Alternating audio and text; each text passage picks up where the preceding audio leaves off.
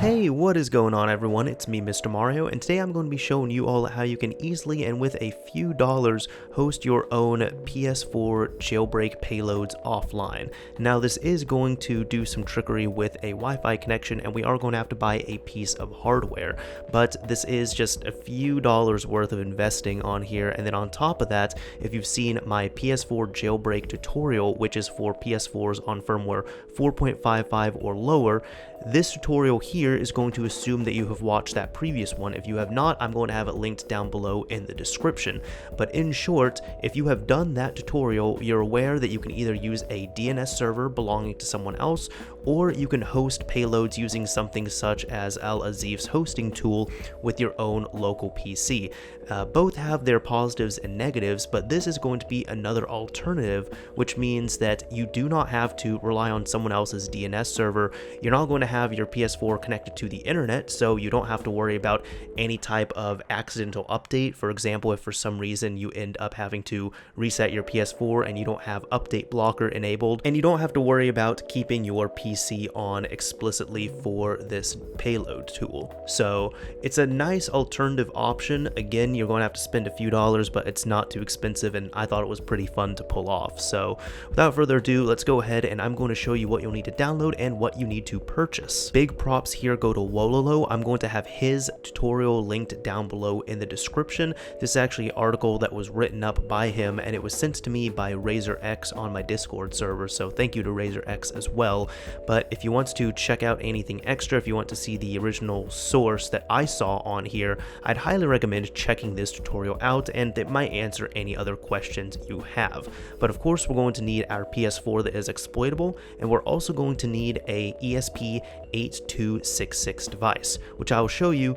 This is the exact one I have. I ended up buying the Maker Focus D1 Mini. Now, you don't have to get this exact one. You can buy some that are cheaper on probably even Amazon. You could look at other ones here, but you can look on eBay or AliExpress as well too. This is the only one I can directly support because this is the one that I am using, but you're going to need to look for something that has 4 megabytes of storage, and it's going to be the ESP8266. That's what you need to look out for. So go ahead and get one of these purchased. Now, as you can see, this is $10. I paid $9 for mine, and previously this was $8. So the price is going up a tiny bit on them, I believe probably because of the popularity of this, but don't pay more than $10. In my opinion, you don't have to pay more than $10 for this. As for any downloads, these will also be available in the description. So first off, you're going to need to go to Codworth's ESP host, and this is going to be the bin file with the payloads that we're going to flash over to this device once you have it on hand. So I'd recommend checking this out, reading through it, but if you want to get a long short of it all, there are 2 bin files. This one, ESP host multi, this is for PS4s on 4.55, which this would apply to me.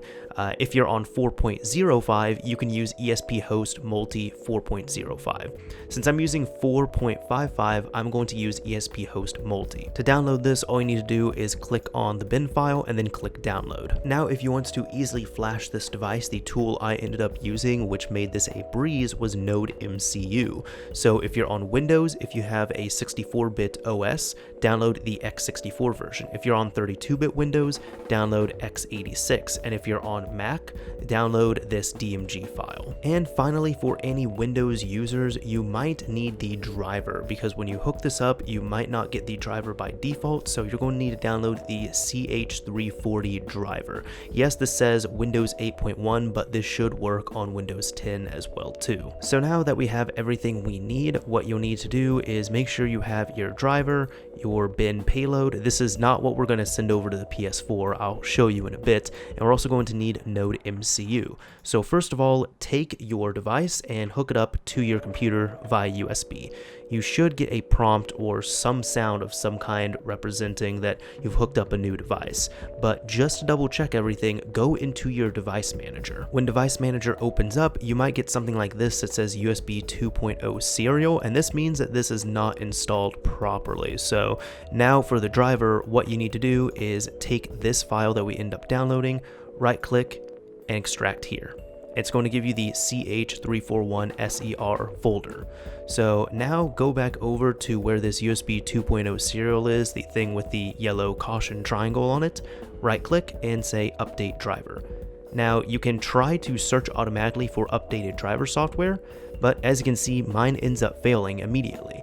So go back, and this is where you can browse for driver software. Now, in order to find the driver, you'll need to drill down after clicking the browse button and find where it is, and click on the CH341SER folder, and just press OK.